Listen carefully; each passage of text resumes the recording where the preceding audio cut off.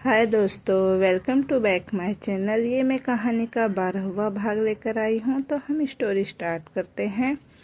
विराग आर्या को बाजू से पकड़कर कमरे में ले जाते हुए बोला, हमें लेट हो रहा है, चलो।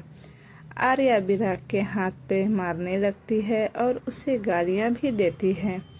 कमरे में आते ही विराग काउच पे बैठ जाता है और आर्या गुस्से से उसे घूरने लगती है।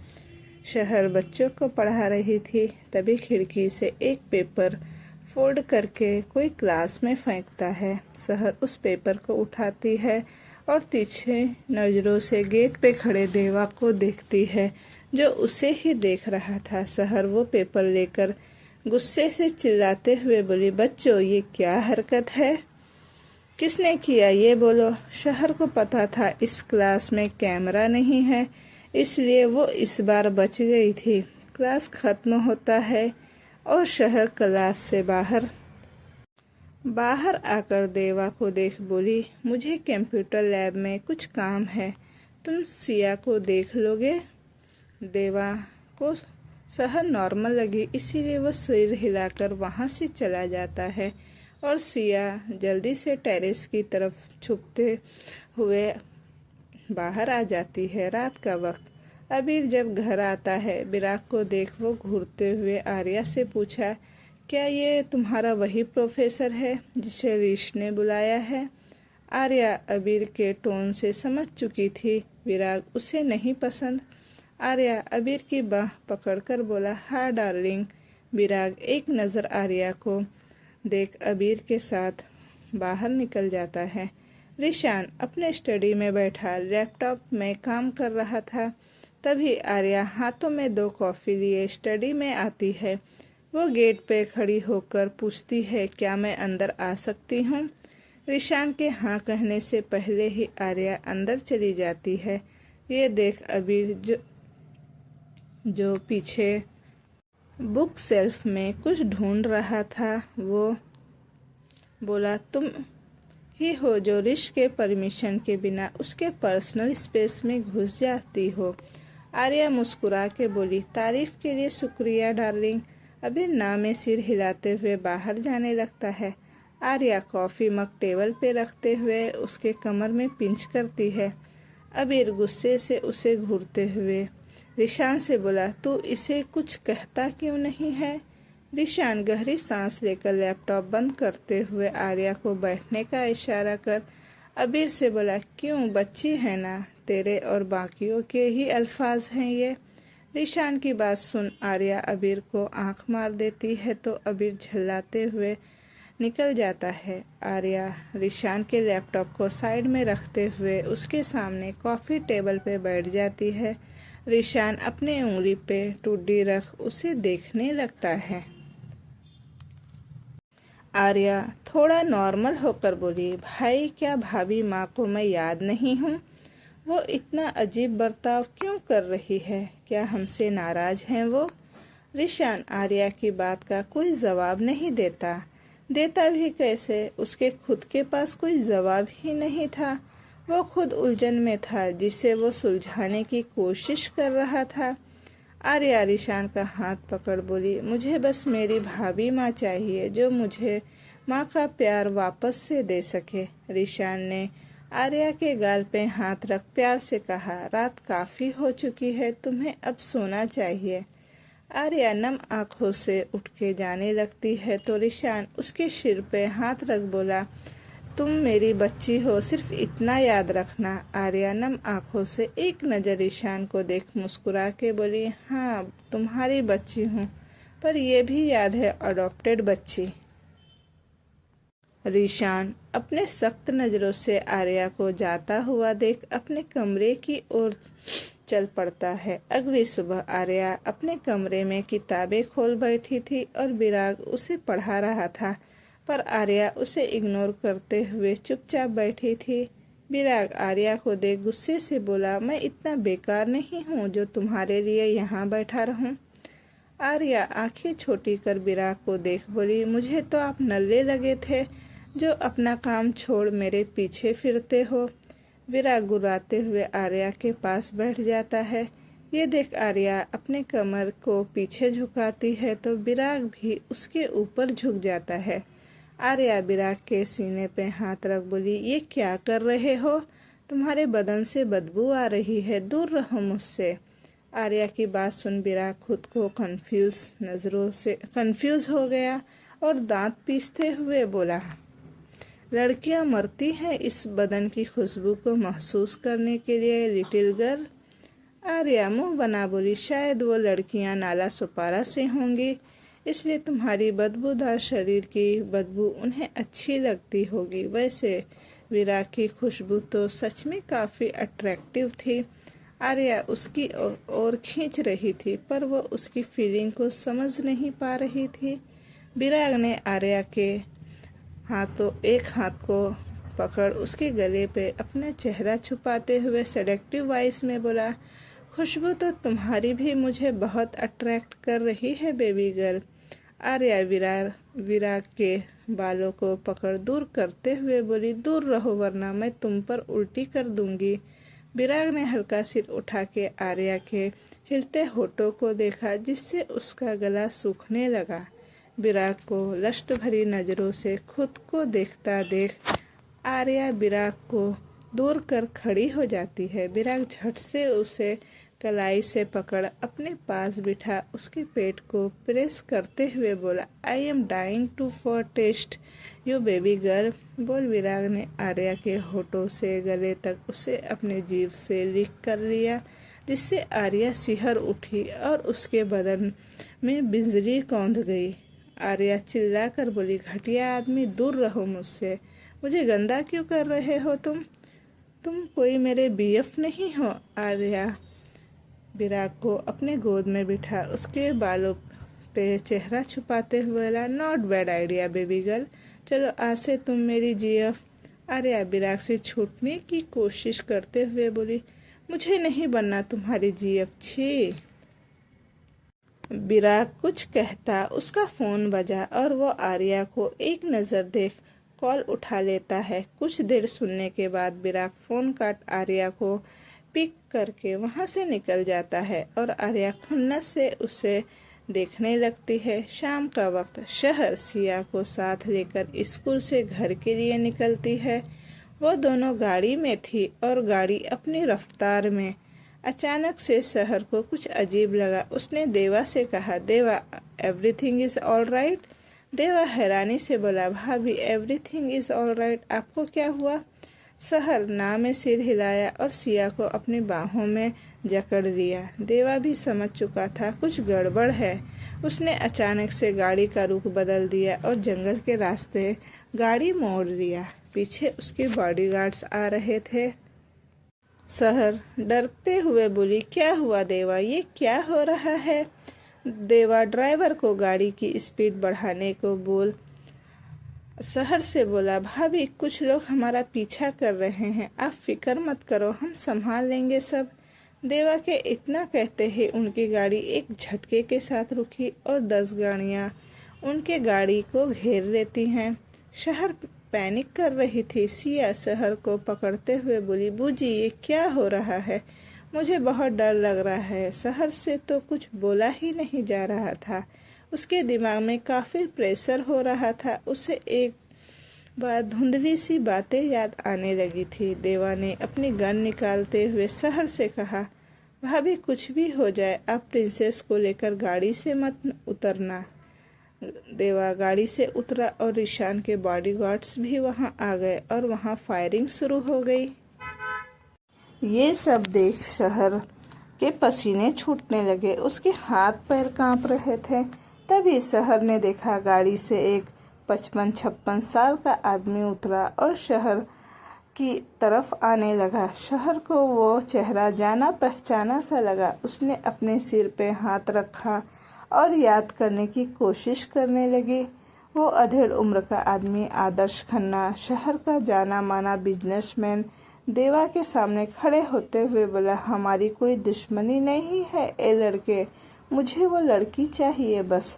देवा आदर्श जी पे गन पॉइंट करते हुए बोला, वो हमारी बॉस की अमानत है, तुम उसे हाथ भी नहीं लगा सकते।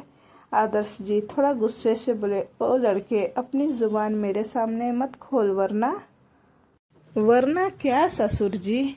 पीछे से ब्लू सूट पहने रॉक के साथ चेहरे पे एटीट्यूड लिए वहां से रिशान आते हुए कहा। रिशान को देख वहां खड़े सबके पसीने छूटने लगे, सब डर से कांपने लगे थे। रिशान के चेहरे पे गुस्सा भी साफ साफ देखा जा सकता था। वो बहुत डरावना लग रहा था। गाड़ी के विंडो से देख रही सिया रिशान को देख डर से शहर के सीने से लग जाती है। आदर्श के बेटे विजय ने उसके कान के पास जाकर धीरे से कहा, पापा, ये शहर का रिशान कपूर से क्या वास्ता, ये तो बहुत क्रूर इंसान है।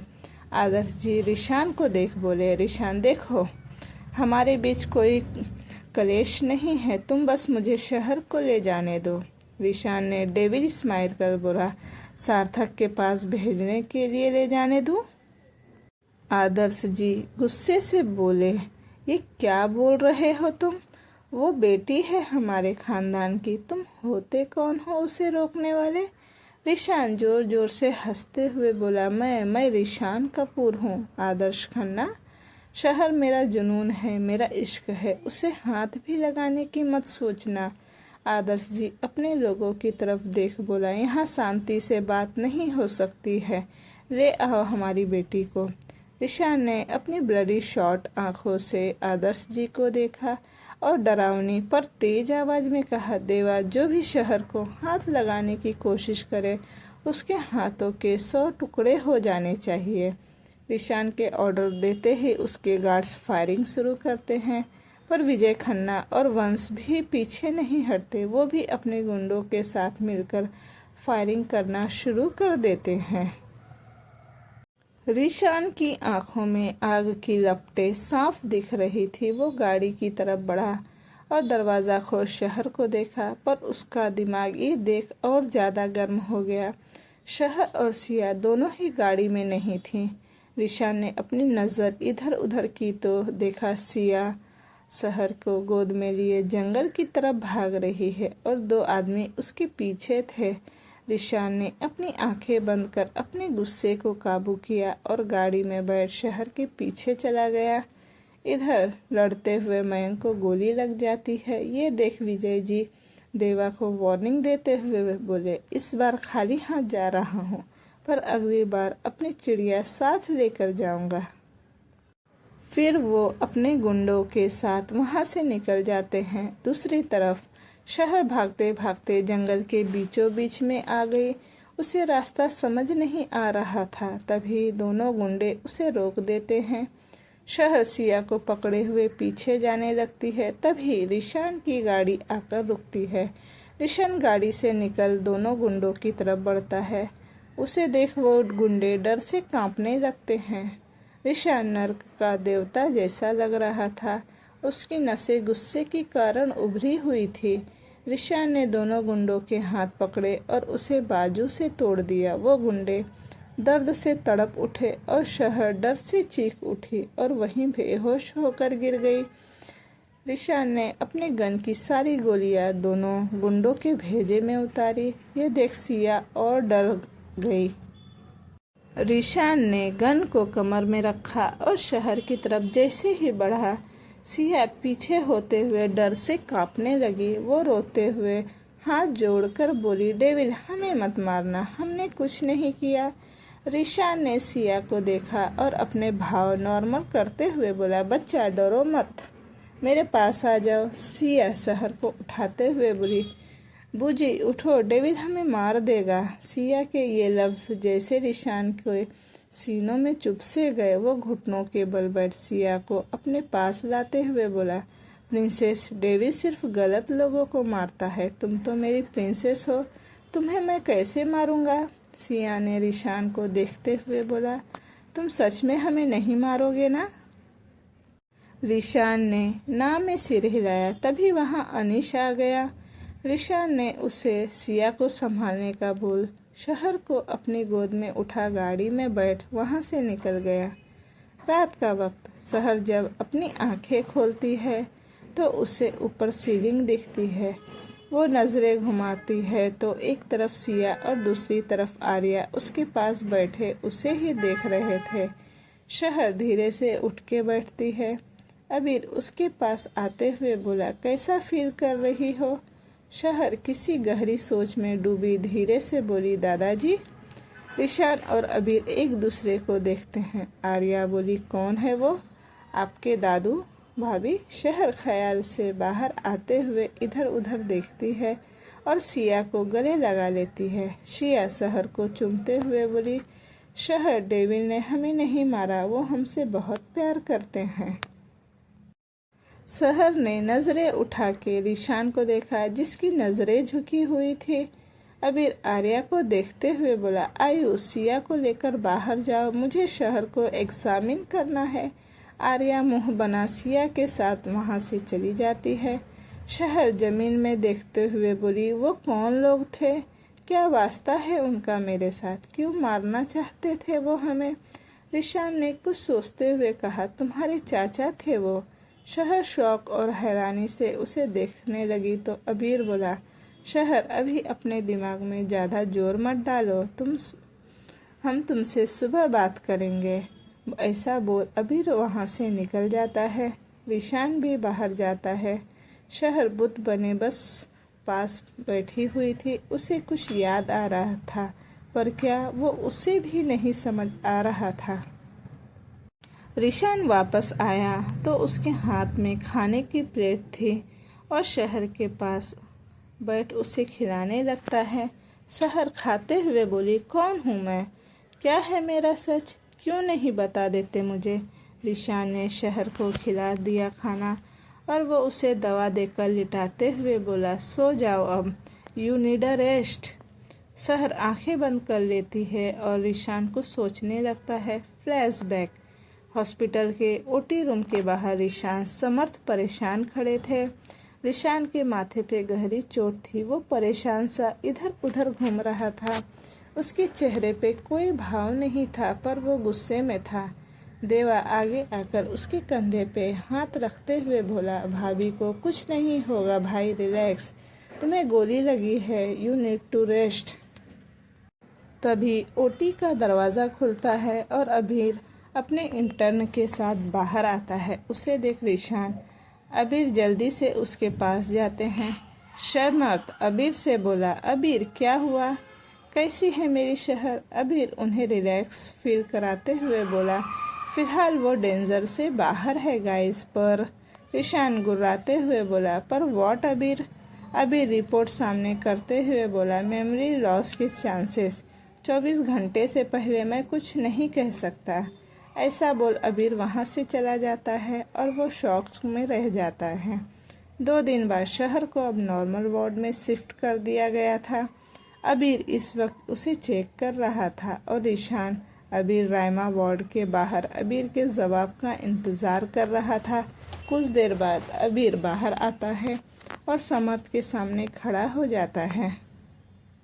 समर्थ अबीर को देख पूछा, क्या हुआ, सब ठीक तो है ना? अबीर गहरी सांस लेकर बोला, हाँ वो बिल्कुल ठीक है, लेकिन क्या अबीर? रायमा बोली, अबीर उसकी याददाश्त जा चुकी है, उसे कुछ याद नहीं।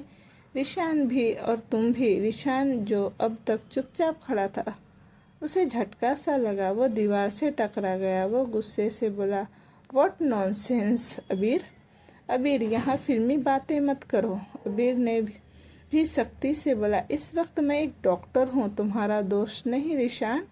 तुम चाहो तो उससे मिल सकते हो। ईशान जैसे वार्ड की तरफ बढ़ा। समर्थ उसे रोकते हुए उसके आगे हाथ जोड़ते हुए बोला, मुझे माफ़ कर दो ऋष, मैंने बहुत कोशिश की इस दुश्मनी को रोकने की, इस बिखरते रिश्ते को जोड़ने की, पर मैं हार चुका, मुझ में और हिम्मत नहीं है। अपने पापा के सपने को पूरा करने की हर नाकामयाब कोशिश हमने की, पर अब नहीं। रायमा आगे आते हुए बोली, समर्थ तुम ये क्या बोल रहे हो? चलो हमें शहर से मिलना चाहिए। समर्थ एक नज़र रायमा को देख ईशान से आगे बोला, हमें बख्श दो ईशान कपूर, अपने बाप के एक सपने को पूरा नहीं कर पाया, पर अपनी बहन को सेव कर दूसरा करना चाहता हूँ मैं। मैं हमारे बीच का हर रिश्ता तोड़ना चाहता हूँ तुमसे। जाने दो हमें प्लीज़। मैं अपने बाप को खो चुका हूँ, उसकी आखिरी निशानी को नहीं खो सकता। हम कहीं दूर चले जाएंगे, सबसे दूर। हमें ये दुश्मनी अब नहीं चाहिए। रायमा समर्थ के हर एक शब्द से टूटती जा रही थी। उसका सीना मानो फटने वाला हो। वो समर्थ के आगे आकर बोली, पागल हो गए हो क्या? पता भी है क्या बोल रहे हो तुम? सिर्फ तुमने ही नहीं, मैंने भी खोया है अपना बच्चा। समर्थ, तुम कैसे भूल सकते हो? समर्थ रायमा के आगे हाथ जोड़ते हुए बोला, चली जाओ यहाँ से, प्लीज़ छोड़ दो हमें, जिंदा रहने दो हमें। फिर ईशान को देख बोला, अपनी बहन को यहाँ से मेरी विधवा बनाकर लेकर जाना और खुद को इस बात के लिए समझा लेना कि तुम्हारा दोस्त और बचपन का प्यार अब नहीं रहा, तो ही हम जिंदा खुश रह सकते हैं। रायमा ईशान को देख रोती हुई बोली, देख रहे हो ऋष, तुम समर्थ को कुछ कहते क्यों नहीं? मैं मर जाऊंगी उसके बिना, और तुम मेरे साथ रही तो हम में से कोई नहीं बच पाएगा। समर्थ गुस्से से बोला। ईशान ने रायमा को देखा और उसके गले से समर्थ के नाम का मंगलसूत्र तोड़ते हुए बोला, आज से तुम सिर्फ समर्थ की विधवा हो। रायमा वहीं जमीन पे बैठ फूट फूट के रोने लगी और अबीर के आंखों में भी आंसू थे। ईशान जाते हुए समर्थ को देख बोला, याद रखना, मेरी अमानत है तुम्हारे पास, मैं वापस लेने ज़रूर आऊँगा, लेकिन खुद को उस काबिल बना के जहाँ ईशान के नाम से परिंदे के भी रूह कांप जाए। Flashback and. ईशान अपने ख्याल से बाहर आता है तो एक कतरा आंसू उसके हाथ पे गिरते हैं, जो उसके आंखों से कब बह गए उसे पता ही नहीं चला। ईशान ने आंसू पोंछा और खुद से कहा, नो ईशान नो, ऋष मर चुका है, तेरी शहर की तरह उसे जिंदा मत होने दे, वरना फिर एक बार तू सब कुछ हार बैठेगा। ईशान उठा और कमरे से बाहर चला गया। अगली सुबह खन्ना हाउस। ये घर भी काफ़ी बड़ा और आलीशान था। बीच में बड़ा सा हॉल जहाँ सब बैठे थे और सीढ़ियों के ठीक पास बड़ा सा किचन जहाँ एक औरत खड़ी और लड़की खाना बना रही थी। हॉल के सोफे में बैठी करीब 65 साल की अधेड़ उम्र की औरत गुस्से में बोली, राधा, आज हमें नाश्ता मिलेगा या नहीं, या इस उम्र में भूखा मारना चाहती हो हम माँ बेटी को? वो औरत राधा डरते हुए बोली, नहीं माँ जी, बस नाश्ता ही लगा रही थी। तभी गेट से गुस्से में आदर्श जी और उसका बेटा मयंक अंदर आते हैं, जिन्हें देख वो अधेड़ उम्र की औरत अंतरा जी बोली, आ गए अपनी हार की बाजी लेकर। उनकी बात पे वो दोनों अपना सिर झुका लेते हैं। अंतरा जी बोली, शर्म नहीं आई उस घटिया लड़की को? नहीं ढूंढ पाए आज तक? ढूंढा भी तो लाने की औकात नहीं। मयंक गुर्राते हुए बोला, दादी सठिया गई हो तुम, पता है वो अब किसके पास है? रूह कांप जाएगी तुम्हारी, कहीं 2 साल और जीने की जगह अभी ना मर जाओ। आदर्श जी गुस्से से मयंक की तरफ देखकर बोले, जुबान पे लगाम दो लड़के, दादी है तुम्हारी। मयंक जाते हुए बोला, आपकी माँ सठिया गई है, ईशान कपूर है वो, कह दो इनसे, कोई नहीं जीत सकता उसके आगे। अंतरा जी हैरानी से बोली, क्या वो उसके पास है? वो उसे कैसे पहचान सकती है? वो तो सार्थक उसने दूर कर दिया था ना। आदर्श जी निराशा से बोले, पता नहीं माँ, हमें भी कुछ समझ नहीं आ रहा, सब कुछ उलझ चुका है। किचन में से राधा जी आते हुए बोली, आइए नाश्ता लग चुका है। अंतरा जी गुस्से से फूलदान को फेंकते हुए बोली, तू ही ठूस ले, और वो कमरे की तरफ चली जाती है। आदर्श जी भी राधा जी को एक नज़र देख वहाँ से निकल जाते हैं। सीता राधा जी के पास आकर बोली, अम्मा, क्या ये लोग शहर दीदी को ढूंढ लेंगे? ऐसा नहीं हो सकता। राधा जी परेशान होते हुए बोली, पता नहीं, बस मेरी बच्ची सेफ रहे जहाँ भी रहे। तभी अर्जुन नीचे आते हुए बोला, मेरी अम्मा, कुछ नहीं होगा आपकी बच्ची को, मुझे नाश्ता दीजिए फ़िलहाल। सीता मुंह बना के बोली, भैया जी, आपको हमेशा भूखी लगी रहती है क्या? राधा जी अर्जुन के लिए नाश्ता रेडी करते हुए बोली, अब उसे खाने दे दादी अम्मा, दवाई के असर से शहर की नींद दोपहर के किसी पहर खुलती है। वो उठ के फ्रेश होकर जब नीचे आती है तो रिशान को घर में देख वो सीढ़ियों से ही उल्टे पैर कमरे में चली जाती है। रिशान भी शहर के पीछे कमरे में आता है और शहर को देख अपने कदम पीछे लेते हुए बोली, दूर दूर रहो मुझसे तुम। पहले तो तुम्हारे हैवानियत से डर लगता था, लेकिन अब मुझे तुमसे ही डर लगता है। पता नहीं कब हमें भी मार दो तुम। रिशान शहर के बिल्कुल पास जा उसके गले पे हाथ रख उसकी आंखों में देखते हुए बोला, क्या तुम्हें लगता है तुम्हारा रिश तुम्हें मार सकता है? रिशान की बात सुन शहर के दिमाग के फिर एक बार पुरानी बातें घूमने लगती है। वो बेड पे बैठ अपना सर पकड़कर चिल्लाते हुए बोली, आह, क्या हो रहा है मुझसे, मेरे साथ? कौन हूँ मैं? कौन है वो लोग जो मुझे दिखते हैं? रिशान शहर को अपने सीने से लगा उसके सर को सहलाते हुए बोला, शांत हो जाओ जान, तुम्हारी तबीयत ठीक नहीं है। शहर रिशान को खुद से दूर ढकेलते हुए तकिए में अपना मुंह छुपाकर रोने लगती है। रिशान वहां खड़ा उसे तकलीफ में देख खुद का गुस्सा कंट्रोल करने लगता है। रात का वक्त खन्ना हाउस में सभी डाइनिंग टेबल पर बैठ रात का खाना खा रहे थे। अंतरा जी राधा को देखते हुए बोली, अर्जुन कहाँ है? राधा, इस वक्त उसे यहाँ होना चाहिए था। मयंक हंस के बोला, दादी वो अपने गम में डूबा पी रहा होगा कहीं। तभी पीछे से आती हुई निया बोली, मयंक मेरे भाई, तुम्हारी हर तरह शौक से नहीं गम से पीते हैं और उन्हें अपनी लिमिट पता है। मयंक गुस्से से निया को घूरते हुए बोला, ओहो, आ गई भाई की चमची। अंतरा जी मयंक को चुप कराते हुए बोली, मयंक बस, आओ निया बच्चा खाना खा लो। निया सीता को खाना उसके कमरे में लाने को बोल कमरे में चली जाती है। आदर्श जी उसे जाता हुआ देख बोले, माँ हमें जल्दी से जल्दी इसकी शादी करा देनी चाहिए। अंतरा जी बस हाँ में सिर हिलाती है और खाना खाने लगती है। कपूर हाउस में रमा जी हॉल में बैठी थी और अनीस उससे पैर दबवा रहा था। रमा जी उसे टोकते हुए बोली, रहने दो मेरे बच्चे, मैं ठीक हूँ। अनीश रमा जी की तरफ देख बोला, दादी शायद इससे हम पे थोड़ी पाप कम हो जाए। रमा जी अनीश के सिर पे हाथ रख बोली, ना मेरा बच्चा, ऐसा मत बोल, तू तो मेरा बेटा है, मेरा रिशान की तरह।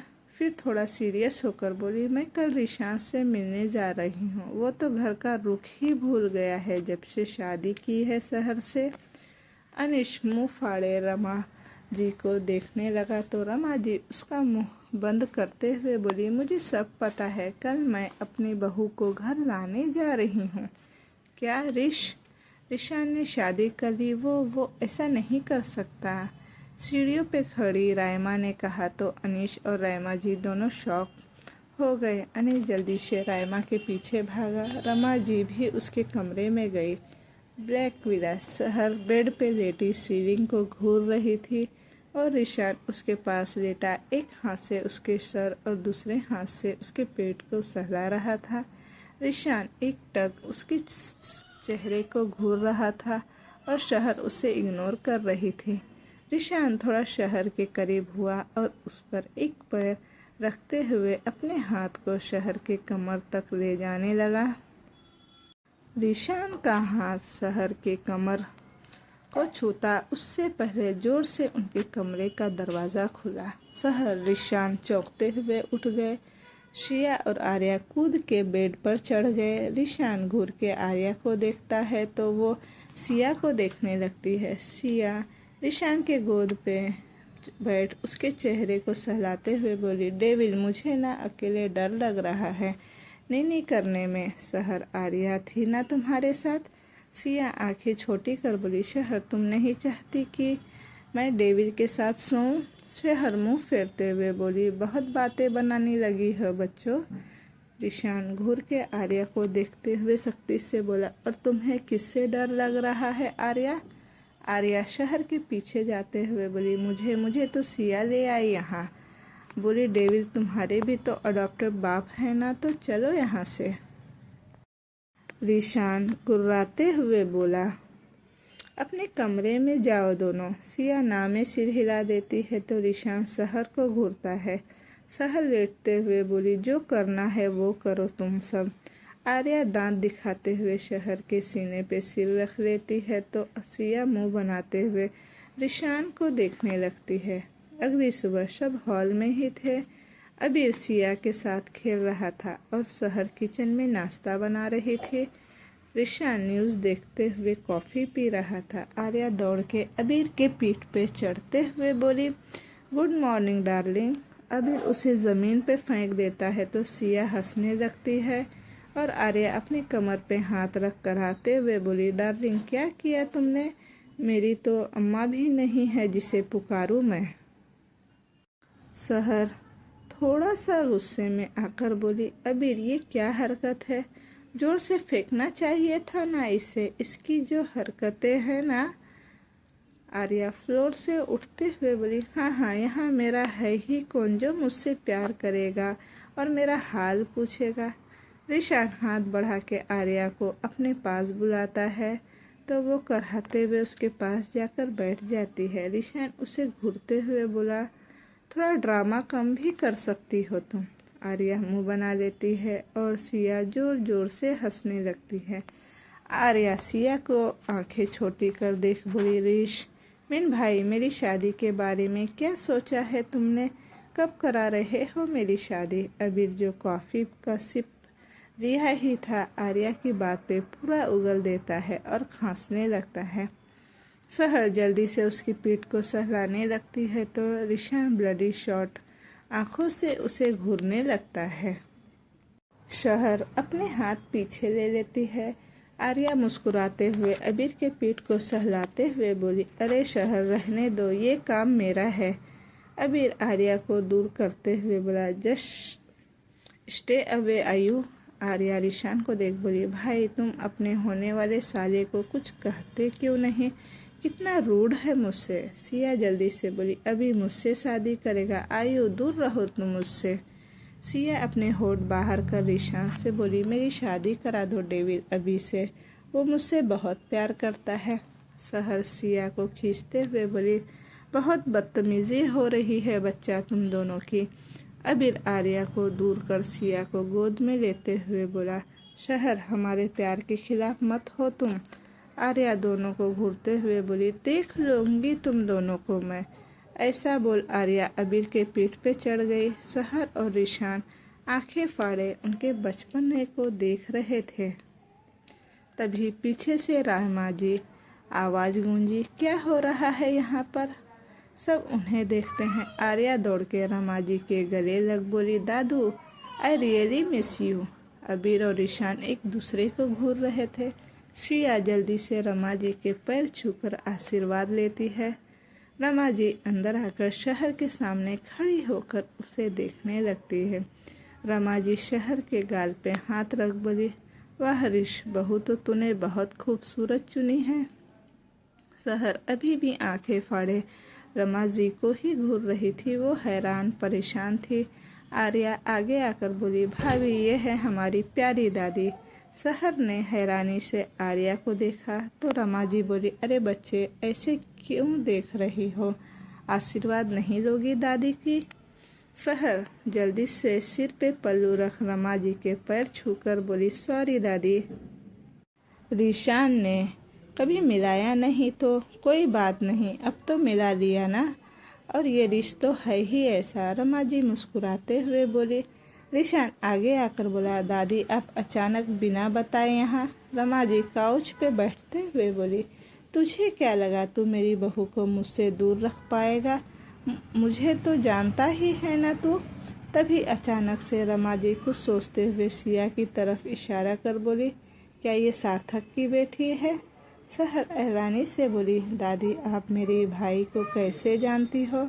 रमा जी थोड़ा झिझक जाती है, उन्हें समझ नहीं आता क्या जवाब दे। अनीश आगे आते हुए बोला, मैडम दादी को मैंने बताया, सार्थक एक ईमानदार IPS थे, मैं उनसे मिल चुका हूँ। सहर कुछ नहीं कहती। आर्या रमा जी के पास बैठते हुए बोली, दादू आप मुझे लेने आई हो ना? रमा जी उसे घूरते हुए बोली, मैं तुझे लेने नहीं आई हूँ। आर्या रोनी सूरत बना बोली, दादू ऐसा मत करो, भाई भाभी मुझसे घर के काम कराते हैं, खाना भी नहीं देते, मुझे नहीं रहना यहाँ। सिया आर्या को घूरते हुए बोली, झूठी, सारा दिन ठूसती रहती है, मेरे हिस्से का पिज्जा भी खा लिया तुमने, और तो और मेरे अभी पे बुरी नज़र भी है तुम्हारी। रमा जी सिया के बात पे हंस पड़ती है और उसके माथे को चूमते हुए बोली, मैं यहाँ मेरे बच्चों को लेने आई हूँ। आर्या हैरानी से बोली, मतलब रमा? और अबीर आर्या के सिर पे चपत लगाते हुए बोली, सुधर जाओ रमा जी। रिशान को देख बोली, रिश मैं मेरी बहू को लेने आई हूँ और तू मुझे नहीं रोक सकता। रिशान ने अपने पॉकेट में हाथ डाला और शहर को सिया के साथ कमरे में ले जाने को बोला। शहर के जाते ही रिशान बोला, दादी मैं शहर को कपूर हाउस में नहीं रखना चाहता, वहाँ वो सेफ नहीं होगी। रमा जी क्यों, हम है ना उसका ख्याल रखने को। अबीर दादी रायमा की जो हालत है, शहर को वहाँ ले जाना गलत डिसीजन होगा रिशान, और मुझे अपनी बहू पे बिल्कुल भरोसा नहीं दादी, सो मेरा फैसला यही है। बोल रिशान के कमरे में ऐसा बोल रिशान अपने कमरे में चला जाता है। रमा जी उससे जाता हुआ देख बोली, ठीक है फिर मैं भी तेरी दादी हूँ, यहीं अपनी शहर के साथ रहूँगी। आर्या आंखें बड़ी कर बोली, सच्ची दादू? बहुत मज़ा आएगा अब तो। रिशान कमरे में आता है तो शहर उसके कपड़े निकाल रही थी। रिशान शहर के बटन खोलते हुए उसके पास जाने लगता है। शहर तिरछी नज़रों से रिशान को देख उसे कपड़े देते हुए बोली, रेडी हो जाओ वरना लेट हो जाओगे। रिशान कपड़े बेड पे फेंक शहर को कमर से पकड़ अपने पास लाकर बोला, कल जो काम अधूरा था अब पूरा कर ले। शहर ने रिशान को देखा और नजरें फेरते हुए बोली, क्यों ऑफिस नहीं जाना? रिशान शहर के होठों को प्रेस करते हुए बोला, तुम्हारे हुस्न के आगे कुछ नहीं जाने मन। तो दोस्तों ये कहानी अब मैं यहीं तक रहने देती हूँ, इसका नेक्स्ट पार्ट मैं जल्द ही लेकर आऊँगी। आई होप कि आपको ये स्टोरी अच्छी लग रही होगी। अगर अच्छी लग रही हो तो मेरे चैनल को लाइक शेयर एंड सब्सक्राइब ज़रूर कीजिएगा। Bye bye.